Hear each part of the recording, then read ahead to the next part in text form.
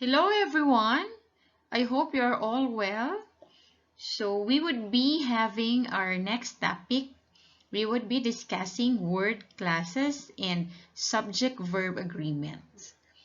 So this would pertain to your sentence structure, your grammar. So I would be discussing the basic foundation of how you would be composing sentences wherein your subject would be agreeing with your verb. If you would be taking a civil service exam, part of the civil service exam would be English, and most of the time this would be measuring your ability to use the correct form of the verb. So let us start. Word classes or part of speech, they are the same. So this would be the nouns, pronouns, verbs, adjectives, adverbs, preposition, conjunction, and interjection. So if you could notice, each part of speech explains not what the word is, but how the word is used. So for example, we would be having verbs. We all know that verbs are action verbs. So verbs would be used as an action word in the sentence. There are also times wherein verbs would be acting not as a verb, but as a noun. They are considered as verbals. Okay? Let's start first with an adverb. What is an adverb? An adverb is a word that modifies a verb, an adjective, or another adverb. If we would be looking at this word, adverb, you would be able to identify its definition. How? We all know that adverbs would be modifying. So when we say modifying, it's also synonymous to describing. What? It would be describing an adjective, a verb, or another adverb. We have different types of adverbs, so I would be discussing the basic ones. Our first adverb is an adverb of frequency. Adverb of frequency answer the question, how often? So examples of this would be sometimes, always, never, no adverbs of frequency. We also have adverbs of place. This would answer the question, where? Everywhere. Underground. Here, there, above, in the kitchen, in the bathroom. We also have adverbs of manner. Adverbs of manner answer the question, how? Like, how are things done? Okay, is it fast? Is it slowly? Is it correctly, quickly, or easily? We also have adverbs of time. It answers the question, when? Is it tomorrow? Is it today? Is it before? Always remember that adverbs could be found at the beginning of the sentence, at the end of the sentence. It could also be found in the middle.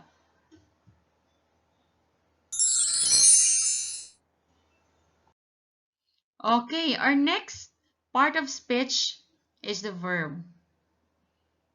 Always remember that verbs are action words, but not all verbs would be denoting an action. Sometimes it is just a state of being. That's why we have different types of verbs. Our first type of verb is what we call as action verbs. So action verbs would be verbs that show action, like run, eat, smile. Okay? We also have transitive verbs. Transitive verbs always need a direct object. And remember, the direct object answers the question, what? For example, my mother bakes a cake. My mother bakes a what? A cake. That is why cake in this sentence is a direct object. We also have intransitive verbs. So intransitive verbs, these are verbs wherein they don't need direct object. Sometimes these are just followed by, okay, an adjective, a preposition, okay, but not a noun. We also have regular verbs. When we say regular verbs, these are verbs wherein when you change this into past tense, you would just be adding ed or d. Just like plant, planted. Bake, baked. And its counterpart is what we call as the irregular verbs. So irregular verbs, again, are verbs wherein if you would be changing this into past tense or past participle, you would be either changing the spelling or you would just be retaining the spelling. For example, we have take, took, taken. Sing, song and sung. We also have cut, cut, and cut. The spelling would just be C-U-T even if it is in the past tense or in the past participle. And we also have linking verbs. Linking verbs would be verbs that, would just link the subject from the predicate. Okay? We also have auxiliary verbs. Okay, what about auxiliary verbs? Auxiliary verbs are helping verbs. They are verbs that, okay, would be used to help the main verb. That's why helping verbs, most of the time, you would be seeing them in verb phrases. Okay, let's now go to... Okay, next are the nouns. So what are nouns? Always remember nouns are names. Names of places, persons, things, or events. We also have different types of nouns. Okay, we have proper nouns. They always start with a capital letter. They are specific. We also have improper nouns, of course. It's the opposite of the proper nouns. They are general. We also have collective nouns, wherein it would be representing a group, just like family, faculty. We also have count nouns. These are nouns wherein you would be able to count it per piece, just like apples, bottles. And we also have mass nouns. Mass nouns, you can't count it piece by piece. Examples would be sand, sugar, salt. We also have abstract nouns. When we say abstract nouns, these are nouns wherein you can't touch, see, or feel. For example, okay, we have hope, friendship. Okay, we also have the opposite of abstract, of course, would be your concrete. So these nouns are nouns where you can touch, you can see, you can feel, you can see this using your five senses. So examples of concrete would be the things that you could touch, like a table, a pencil, a ball pen, or a television. Let's now proceed to pronouns. When we say pronouns, these are words that is used to replace a noun. So we have, for example, we have Anna. Anna would be, if you would be replacing a pronoun for Anna, it could be she or her. For Antonio, we could use he or him. Okay, so we have different types of pronouns also. Let's have the personal pronouns. So personal pronouns would be pronouns that is used to refer to a specific person, okay, or thing, and changes its form to indicate person, number, gender, and case. We also have possessive personal pronouns wherein these nouns would be acting as a marker of possession. Like it would define who owns something. Is it mine? Is it yours? Is it theirs? Those are possessive personal pronouns. We also have demonstrative pronouns from the word demonstrate. So this would be telling you, no, you would be using this to point, to identify a noun or pronoun. Like for example, this is a book. Those are my friends. We also have interrogatives, so of course, you already know this. These are the WH questions. Okay, so the who, whom, which, what, when, where, why, how. Okay, let's now go to adjectives. Okay, so what are adjectives? Adjectives are modifiers. They describe a noun or pronoun. In the part of speech, we have two modifiers. The first one is our adverbs. The other one is our adjectives. Always remember that adjectives would be describing a noun and pronoun, whereas adverbs would be describing an adjective, an adverb, or a verb. So anything that is used to describe adjectives. Beautiful, smart, pretty, tall, short, kind, honest, trustworthy. Those are adjectives. Now we have the conjunctions. So what are conjunctions? These are words that is used to link words or phrases and clauses. They are used to coordinate. They are used to connect words, phrases, and clauses. So we have two types of conjunctions, the coordinating conjunctions and the subordinating conjunctions. Remember, coordinating conjunctions would be connecting to independent clauses, whereas subordinating conjunctions would be connecting a subordinate clause to an independent clause, okay? So if you could still remember the different types of sentences, no? Conjunctions are used to create compound sentence, complex sentences, and compound complex sentences. So always remember, we only have 7 coordinating conjunctions. So our clue here is fun boys. So these are for, and, nor, but, or, yet, and so.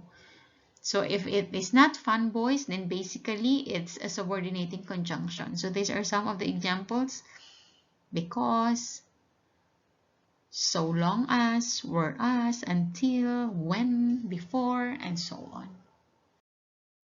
And we also have prepositions. Always remember, prepositions are also words that links and connects. So they would be linking nouns, pronouns, and phrases, but not clauses. So we have a lot of prepositions. So the most common prepositions that we have includes in, on, at. Okay? In the table, on the internet, above the chair, below the chair, beside the chair. Okay? And the last one would be interjections. So always remember, interjections would be words that would be denoting, conveying emotions like aha, wow, oh dear. Okay, so these are examples of interjections. So we're done with the 8th part of the speech. Let us now go to our next topic. Let us now proceed to our next topic. These are the subject-verb agreements. So when we say a subject, let's review from your previous learnings. So when we say subject, this is the one that is being talked about in the sentence. And the predicate would be something that would be telling, okay, something about the subject. So if you'd be having a sentence The children are playing in the park. So the children would be the subject because they are the ones that is being talked about. And we'd also be having the predicates are playing in the park. So always remember that most predicates would be starting with a verb. So if you would be asked to underline the complete predicate, then you would be underlining the verb up to the end of the sentence. But if you would just be asked about the simple predicate, then you would just be underlining the verb. So now let's go to our first rule. Always remember, guys, subject-verb agreements. This would help you identify what is the correct verb to use in the sentence. So our first rule is a singular subject takes a singular verb. A plural subject takes a plural verb. So if your subject in the sentence is singular, automatically your verb is singular. For example, a teacher plays a significant role in a student's value formation. So you have there our subject who is being talked about in the sentence. That would be the teacher. So what is your complete predicate here? Plays a significant role in value formation. So this is your subject. This would be your predicate. So if this is our subject is singular, automatically your verb would also be singular. Always remember, guys, that nouns, okay, let's review. Nouns would be, okay, nouns are singular if, okay, it's singular if it doesn't have an S.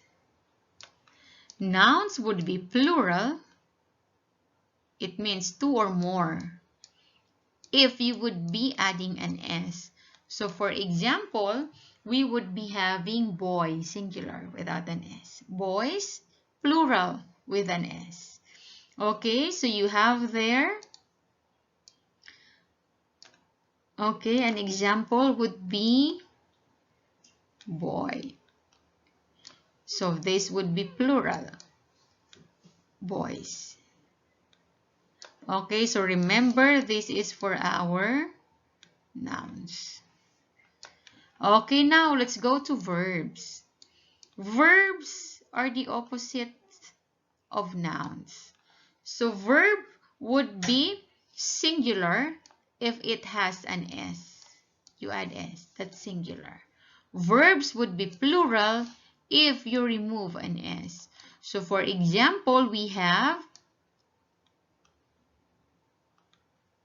eats. Okay? So our verb is singular if it has an S. Our verb is plural if you would be removing the S. So it would be correct if you say that the boy eats. Because what is our rule? Singular, singular. So this is singular. And the other one is plural. So always remember it would be opposites, guys. Okay? The boys eat.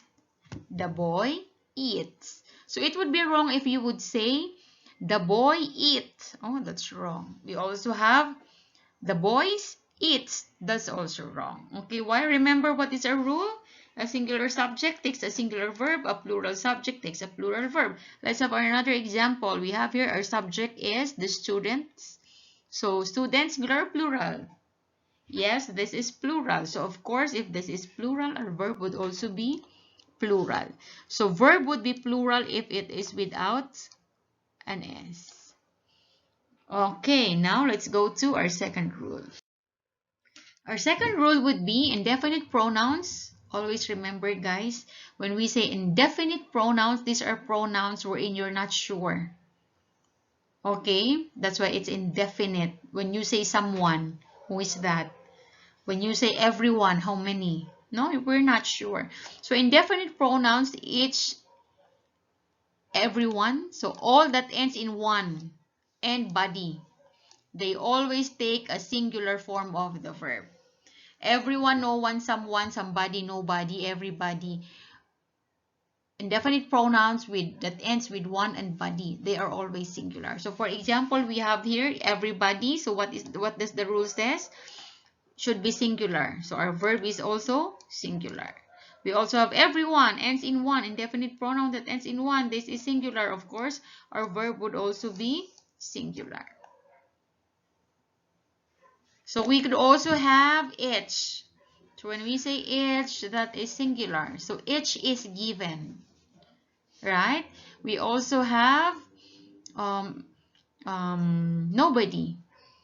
Nobody is. Nobody sleeps. Nobody takes, because it's singular. We also have collective nouns. So we have two rules for collective nouns. So again, when we say collective nouns, these are nouns that would tell us, that it would represent a certain group. Like for example, we have the class. So these are a group of students. We have school. Okay, a group of fish. Herd. Okay, a group of cows. So it would pertain to a certain group. So always remember that collective nouns would be singular if they are taken as a single unit. And if they would act individually, these collective nouns would be plural. So let's have first rule number 3. So for example, we have here our collective noun is class. So the rule says that if the collective noun would be acting as a single unit, it's singular. So let's try to see whether the collective noun here is acting as a single unit. The class spends its free time in the library. So it means that all of them would be in the library. That is the idea, right? So they are taken as a single unit. That's why class here is singular. Our verb would also be singular. Another example, the committee, so this is a collective noun, decides on the case about drug addiction. So the idea here is that, okay, the idea here is that the committee, the members of the committee would be acting as a single unit in deciding about the case. So it means that committee here is singular. Of course, our verb would also be singular. Another rule for collective nouns is rule number 4, and this is the exact opposite of our rule number 3. So for our rule number 4, we also have collective nouns, but remember that collective nouns here, if they would act individually, automatically our verbs would become plural. For example, okay? For example, the crew disagree. So the idea that they would be disagreeing, it already connotes that they would be acting individually. That's why crew here would be a collective noun. So this would be taken as plural because they would be acting individually. Okay, so this is correct. The crew disagree. Let's now go to our rule number 5. So compound subjects joined by either or. Always remember, if you find it in the sentence, or if and when you would be using either or and neither nor in the sentence, the verb would be agreeing with the nearest subject. So for example, we use here neither nor. Always remember that neither nor, we would be having two subjects. This is our first subject, and this would be our second subject. Always remember that your verb, this is your verb, would be agreeing to your nearest subject. So we have here BSBA students and BSTM students. So BSTM students, plural. That's why you would be agreeing with BSTM students. They are plural. Your verb would also be plural, attend. We also have another. Okay, neither nor. So you have two subjects. Principal, this is singular. We also have teachers. This is plural. So which are you going to follow? The principal or the teachers? Yes. Since our rule says that the verb agrees with the nearest subject, and the nearest subject here is teachers rather, that is why our verb would be plural, because teachers would be plural. Okay, we also have either or. So the president is our first subject and the secretaries would be our second subject. President is singular. Secretaries would be plural. What is our rule again? It would agree with the nearest subject, and our nearest subject is secretaries. This is plural. That's why our verb is also plural. Let's now go to number 6. When we say number 6, intervening words, in short, these are panggulo, guys. Do not affect the number of the verb. So we would be focusing on our main subject. For example, we have here Star Cinema, and in cooperation with Viva Films is our intervening words. So don't focus with the intervening words. We'll be focusing on our main subject. So Star Cinema, this is singular. Our verb would also be singular. Another example, we have the mayor together with his sons. So at first glance, you would be able to see that you'd be having here mayor and then son. So it would mean they are, okay, plural. But what is the rule? The rule says that if we have intervening words such as this one, together with his sons. Sons, these are plural, right? Mayor, this would be singular. But we would be focusing on the main subject, not on the intervening word. So the main subject here is mayor. Mayor is singular. Our verb would also be singular. Rule number 7, nouns that are plural in form but singular in meaning, they would always be singular. Remember, guys, that we would be having words that ends in S. They are considered as singular because, for example, physics. Physics is singular. We don't have a word, no, that would pertain to the physics subject. But if you would be removing the S, it would be the same, just like physic. There is no such thing as physic. We have physic. That's different, no? It's also with a different spelling. We also have news. Okay, so news, it is, no, just like a news report, what is happening in the globe. Okay, so trivia, it's news because it would stand for north, east, west, and south. So news there is plural in form, but they are singular in meaning. It would be taking, okay, a singular form of the verb. So this is singular, this is also singular. What are other examples of nouns plural in form but singular in meaning? Okay, we also have, yes, mathematics. What else? Economics. Another, civics. Okay. Next, we have number 8, the expression a number. So this is easy, guys. Always remember that if it is a number, it is plural. Whereas if you would be using the number, this is singular. So let's have our example. A number. So what is a number? This is plural. Okay, that's why your verb would be plural. We also have the number. So if we have the number, then basically our verb would be singular. Your clue here would be a P. A number, plural. We also have TS. The number, singular. Next, number 9, any amount of money times space or unit of measurement, they always take a singular form of the verb. 3 meters of cloth is, 20 pesos is, even if you would be telling me, Ma'am, 20, diba? That's many, that's plural, yes. But with our rule, what does our rule says? Any amount of money times space measurement would always take a singular form of the verb. Even if you would be telling me 1 million is, not are. 1 billion is, because it's an amount of money, it would take a singular form of the verb.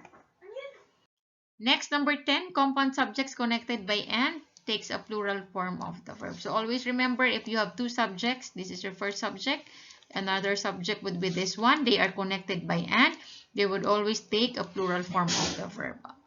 Another example, the teacher is one person. We also have the researcher, another person, so that makes it two. They are connected by and, that's why this is plural. We also have compound subject connected by and, takes a singular verb if the subject means the same thing or person. In our rule number 11, it says that if you would be connecting words connected by and, they would take a plural form of the verb. But this is an exemption of that rule, rule number 11. It says that although they would be connected by and, but they would be denoting to the same thing or person, you would be using a singular form of the verb. For example, my cousin, this is a person, right? You also have a friend. It's another person. But the idea here is that the cousin and the friend, they are one and the same person. So your verb would be singular. Okay, we also have my secretary and treasurer. So it means that the treasurer is also the secretary. That's why it denotes the same person, singular. But if and when you would be inserting my here. So for example, we have my cousin and my friend.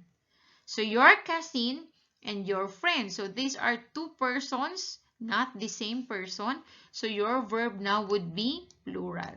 The same thing with the treasurer, and you would be inserting there the. So it means that you have the treasurer, that's another person, another a secretary and a treasurer. So this would be two persons. Then your verb would be plural. Is it clear, everyone? Just remember that if they are the same, that's singular. If it would be denoting two persons, different persons, plural. Next, title of books, magazines, movies, they always take a singular form of the verb. Even if the title would be in plural form, it's always singular. For example, trees. When we say trees, mom, diba, it's plural. It's more than one. Yes, but basically, since this is a title of a poem, then this is singular. Also with Avengers. Avengers, they are composed of how many? Diba? We have Iron Man. Okay. We have the Incredible Hulk. So there are many, but since this is a title, it would take a singular form of the verb. So trees, a title, singular. Avengers, this is a title, verb, singular. Next, rule number 13. In compound subject, one negative and one positive. Always go with the positive. How do we know if it's negative? It has an adverb of negation, not. So the students, not the teacher, perform on stage. So the students would be our positive subject. The teacher would be our negative subject. So we would be agreeing with the positive subject. So students plural, verb is also plural. Another, the teacher, not the students.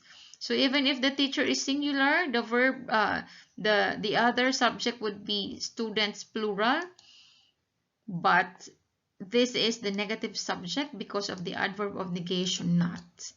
So teacher is singular. We agree with, no, our verb would also be singular. Next, number 14.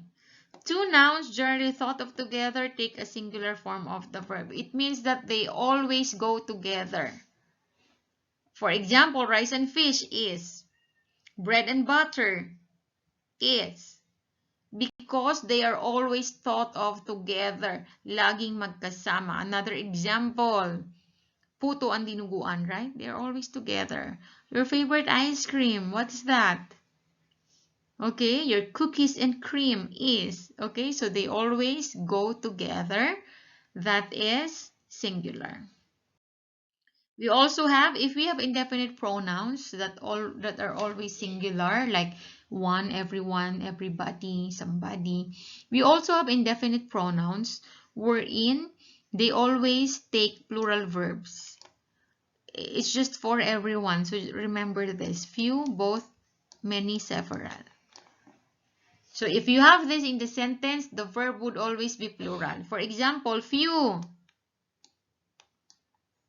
plural. Verb, plural. Several, plural. Verb would also be plural. Always remember that we have this, is, are. These are the V verbs, right? Was and were. Okay, so This would be singular. This would be plural. This would be in the present tense. Okay, I'm just using my mouse, everyone. I don't have a pen, no? So this is past. Okay, the same thing with your has. Singular. Have. Plural. So this is in the present. Okay, and then had would be in the past. Okay. Next, let's go to our rule number 16. Fractions take singular verbs, but if the fraction is followed by an off phrase, the number of the verb depends on the noun in the off phrase. So this is also easy, everyone. If you have a fraction, it would be singular if there is no off phrase. What do you mean by off phrase? This one. Off. So this is an off phrase. Okay? If you only have a fraction like 1/3, so this is singular, is. But if you would be having a fraction and it's followed by an off phrase, your verb would agree with the noun in the off phrase. So in the off phrase of the melon, it means that the noun here would be melon. So melon is just a melon, singular. That's why your verb is also singular. Another, 3/4 of the apple. So you have there a fraction. You have here an off phrase, right? So off phrase always go with the noun in the off phrase, apples. So apples, it means that they are plural. So your verb would also be plural. How about 3/4 of the apple? Okay, what is your verb here? Is or are? Okay, yes, your verb here would be is. Why? Your noun phrase would be of the apple and apple would be singular. So it means, guys, that if we would be having this apple, okay, so if this is our apple, we need 3/4 of the apple. So you would be dividing the apple into 4. So this would be, this part is the 3/4 of the apple, right? Where is this idea? 3/4 of the apples are not green. So for example, you would be having one, okay, container containing apples. Okay, and then you would just be getting 3/4 of the apples in the container. So this one. Okay, so it means that more or less these apples are not yet green. These apples would be already green, so it would be red. Next, let's go to number 17. All takes plural verb with it refers to concrete nouns, and all takes a singular verb, it refers to abstract nouns. So always remember, if we have all in the sentence, take note that we have concrete. So when we say concrete, diba, I told you earlier, these are nouns that you can touch. No, you can see, you can feel. So just like chairs, tables. We also have our abstract nouns. So these are nouns wherein you cannot really touch. Just like love. Okay? What else? Hope, friendship, freedom. Okay? So if all is followed by an off phrase, and the off phrase would be having a noun that is concrete, that is plural. If all is followed by, okay, an abstract noun, then this one, yeah, the noun here is hope and this is abstract, then your verb would be, okay, singular. Next, here and there can never be subjects. So always remember, they are not subjects. You have to look for the subjects in the sentence.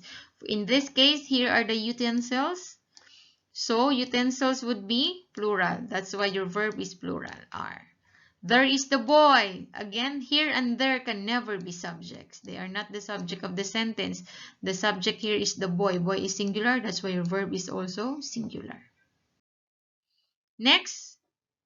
So we're done with this. One positive, one negative. No, you agree with the positive.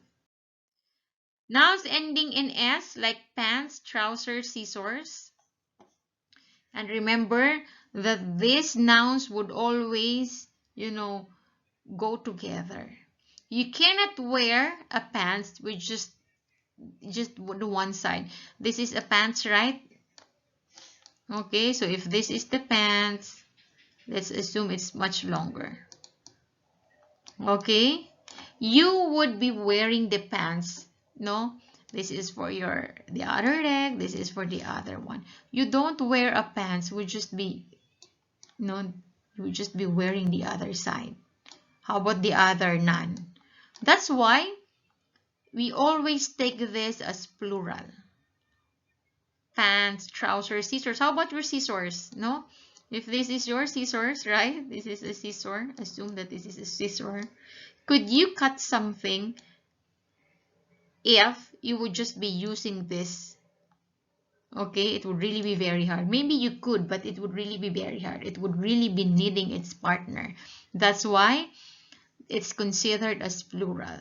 So, pants, the pants are in the basket. We don't use pant, no, or trouser. So it would be trousers, so it means trousers. It would be, it's as if that it is in pair. Okay, so that would be taking a plural form of the verb. So pants plural are plural. Okay, I think this is the last of our rules. So always remember, no guys, take note of the rules. You'll never get wrong if you know the rules. So I have here drills. These are just 10. So let's try to find out whether you would be able to guess the answer. Let's have number 1. Either the doctors nor the nurse knows the treatment. What is your answer? So take note that, okay, if we would be looking back at the rules, we have either or. Oh, this should be or. Okay. So we have there either the doctors or the nurse. Because if we would be adding N here, we could use nor. Okay. So what is your answer, everyone? The rule says that if we use either or neither nor in the sentence, the verb agrees with the nearest subject, right? So if our subjects here would be doctors, this is plural. Okay, and the nurse would be singular. We would be agreeing with the nurse, right? So nurse is singular. We agree with nurse. So what is your verb here? Your verb would be knows. Okay. Next, let's go to number 2. All of the hope is gone. What is a rule here? A rule says that if we have all, and it's followed by an off phrase, and the noun in the off phrase would be abstract or concrete. It would depend. No, if it is concrete, then it's plural. If it's abstract, it's singular. So if hope is abstract or concrete, yes, that is abstract. So if it is abstract, it is singular. Your verb is also singular. Next, let's go to number 3. Okay, could you still remember? Okay, we have here a number. Again, what is our rule with this? If you have a number, is it plural or singular? What is our clue here? A, P, and TS. So A would be a number plural. So your verb would be drop. Next, number 4. Everyone in the lobby are excited. So what is our rule here? Indefinite pronouns. Everyone, no one, someone, somebody always take a singular form of the verb. That's why your verb is. Number 5. Not only the instructors but also their student finishes the race. What is our rule? Remember, a positive subject and a negative subject. You would be agreeing with the positive subject. So in our sentence here, what is our positive subject? The student, right? Okay. Your negative subject would be the instructor. So this is plural, this is singular. We would be agreeing with the positive, and this is the positive. So student is singular. Our verb would also be singular. Finishes. Next, let's go to our number 6. Okay, the team practices at the gym. So what is our rule here? This is a collective noun, right? So if we have collective nouns, you have to make sure that the idea that is being conveyed is a plurality or singularity. If they are acting as a single unit, singular. If they are acting individually, plural. So let's try to find out. The team practices at the gym. So it means that all of the team members would be in the gym practicing. So they would be acting as a single unit. So if they act as a single unit, that is singular. So practices. Next, let's go to number 7, the mayor, together with his sons and daughters. So what is our rule here? Diba? These are intervening words. Even if we would be having sons and daughters here who would be plural, we would not be focusing on the intervening words, but we would be focusing on our main subject. And our main subject here is mayor, and mayor is singular. That's why your verb is yes, arrives. Okay, next let's have, okay, this is easy, the number of employees. So what is our clue here? APTS, right? So you have here the number, singular. So your verb is singular. Next, number 9, several of the students prefers to be absent. What is our rule with these indefinite pronouns? Diba we only have 4 indefinite pronouns wherein we consider this as plural. What are these indefinite pronouns again? Could you still remember? Okay, we have several. What else? Few, right? Many. And what's the other one? Okay, we have both. Okay, so these are all plural. So if this is plural, what is your verb? Remember guys, don't ever forget. Verbs would be singular if they have an S. It would be plural, no S. This is the opposite of our nouns. Nouns would be plural if they have S. Nouns would be singular if they don't have an S. Okay, this is singular, no? Without S. This is plural with S. So, this is plural. The answer would be prefer. Because prefers is singular. Okay, last number, bread and butter. Yes, this is also easy. So easy. They always go together. So, your answer is yes.